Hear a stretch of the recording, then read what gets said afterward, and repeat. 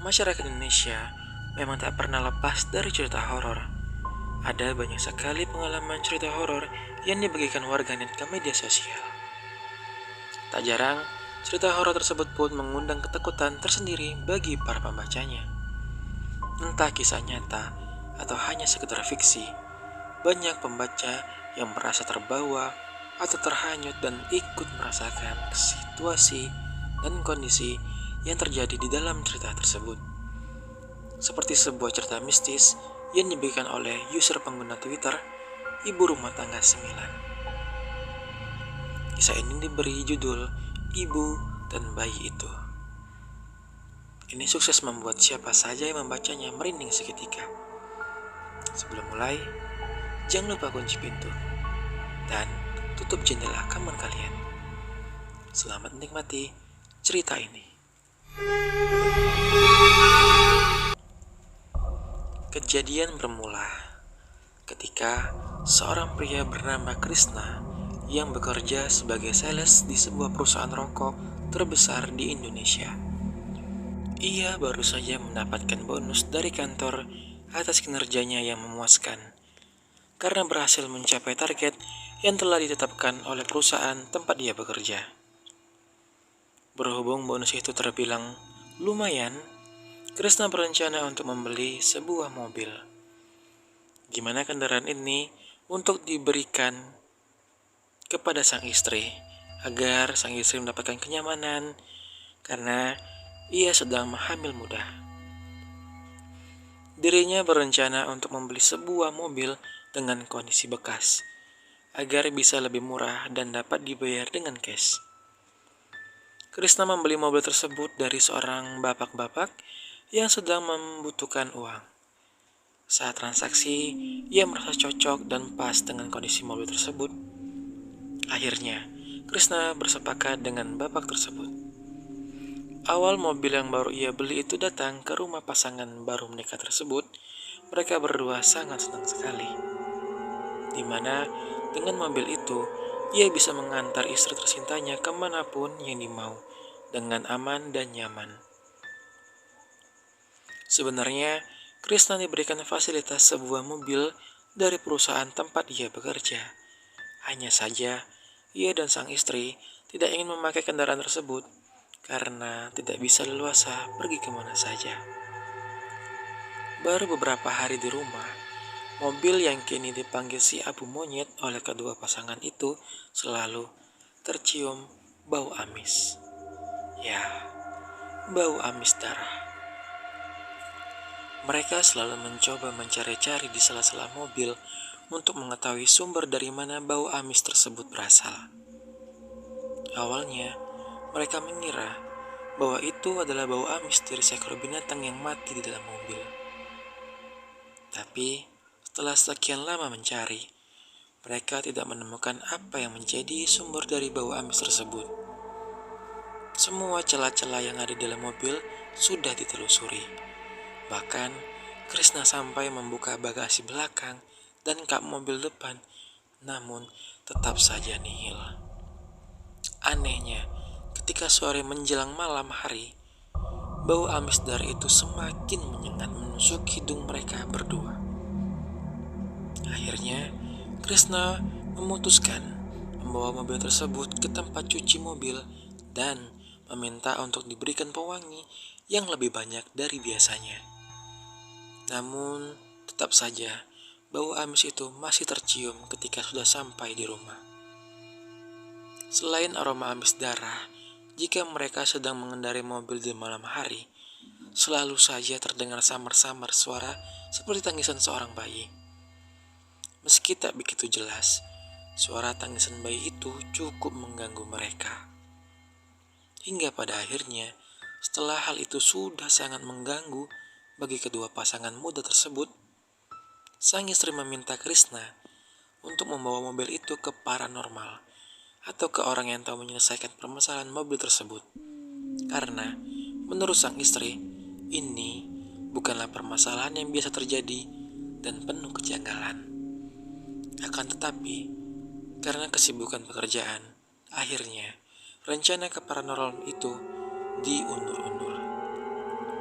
Sampai pada kejadian suatu malam, Krishna harus pulang larut malam karena lembur di kantor tersebut sekitar pukul 1 dini hari.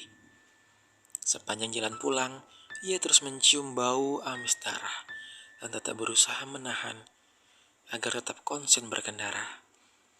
Ketika jarak sampai ke rumah tinggal 3 km lagi, entah mengapa bulu kuduk Krishna berdiri secara tiba-tiba. Sontak Krishna langsung membaca doa terus-menerus.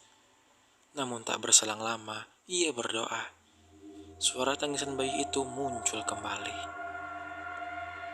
di mana terdengar lebih jelas dan keras dari sebelumnya. Dan akhirnya, ia pun mulai curiga ada yang tak beres dalam mobil tersebut. Krishna terus mengecek kaca spion tengah untuk memastikan keadaan bangku belakang. Ketika ketiga kalinya Krishna melihat ke kaca spion, ada sosok wanita sedang menggendong bayi di bangku belakang mobilnya. Ia sempat bertatap-tatapan sesaat, hingga akhirnya Krishna harus menginjak rem mobilnya dengan mendadak. Sontak, Krishna langsung keluar dari dalam mobil. Tapi karena waktu masih tengah malam, di luar pun sangat sepi sekali, hampir tak ada orang. Berkali-kali Krishna membaca doa dengan apa yang ia lihat. Dan ketika ia melihat kembali dari luar, di bangku belakang mobilnya tidak ada siapapun di sana. Perasaan takut itu makin meradang dan membuat seluruh bulu kuduk dan tangannya berdiri. Krishna bingung harus melanjutkan pulang dengan mengenakan mobil tersebut atau tidak, di mana jarak tempat tinggalnya sudah tidak jauh lagi. Dia terus berpikir, jika ia berjalan kaki, ia takut mengalami tindak kejahatan, dan jika ia ingin mencari taksi atau ojek online, keadaan sudah sangat larut malam, akan sangat sulit dan lama mendapatkannya. Pada akhirnya, Krishna memutuskan pulang dengan mengendari mobil tersebut, di mana sebelumnya ia menenangkan diri dan membaca ayat kursi terlebih dahulu. Ketika memasuki mobil, Krishna melirik sekitar dalam mobil untuk memastikan tak ada siapa-siapa di bangku belakang mobil. Setelah memastikan keadaan sudah aman, ia mulai menjalankan mobil tersebut. Namun, ketika beberapa meter melaju, sosok perempuan pucat yang menggendong bayi itu muncul kembali di belakang Krishna. Bahkan, bau amis tercium semakin menyengat dari yang biasanya. Sontak, ia langsung kembali membaca ayat kursi dan diteriakkan. Nah, baru pertama kali melihat makhluk tak kasat mata, ia menyetir sambil gemetar dan hampir menangis. Keringat panas dingin keluar dari sekujur tubuhnya, kekuatan gas yang luar biasa. Ia langsung memarkirkan mobil tersebut di depan rumahnya tanpa dimasukkan ke garasi. Sesampainya dalam rumah, keringat dingin terus mengucur di tubuhnya. Ia bergegas membuka sepatu dan langsung masuk ke dalam kamar. Krishna mencoba langsung tidur, tapi tak bisa karena terus dibayangi hantu gentayangan yang ia lihat sebelumnya. Keesokan harinya, Krishna langsung demam tinggi. Sang istri merasa bingung ketika melihat mobil tersebut terparkir sembarangan. Sang istri juga sebenarnya ingin menanyakan, kenapa tadi malam Krishna terlihat terburu-buru ketika masuk ke dalam rumah. Tetapi ia urungkan terlebih dahulu karena melihat keadaan suaminya. Sang istri mulai membasuh tubuh Krishna dengan kain yang direndam air hangat dan memberikan obat penurun panas ketika sudah selesai makan. Saat sudah terlihat sedikit stabil, ia memutuskan untuk bertanya kepada sang suami. Krishna tak berani cerita karena istrinya yang sedang hamil muda. Ia takut jika istrinya nanti kepikiran sehingga Krishna beralasan ingin tidur lebih cepat karena capek dan rasa ngantuk yang sangat pada malam itu. Setelah beberapa hari sakit, keadaan Krishna mulai membaik dan bisa kembali beraktivitas dengan normal. Walaupun ia mengalami trauma untuk menaiki kembali si abu monyet. Pada akhirnya, Setelah semuanya sudah kembali aman, Krishna memutuskan pergi ke tempat seorang kiai yang dipercaya memiliki kemampuan untuk mengusir hal gaib yang ia alami ketika membeli mobil tersebut. Krishna ditemani seorang lelaki yaitu temannya untuk pergi ke kediaman Pak Kiai pada sore hari. Dalam perjalanan, sosok hantu genayangan itu kembali muncul dengan tiba-tiba di belakang jok dan membuat Krishna kaget yang pada akhirnya tak bisa mengendalikan mobil tersebut dengan benar. Sampai pada akhirnya, mobil yang dia kendarai masuk ke dalam jurang.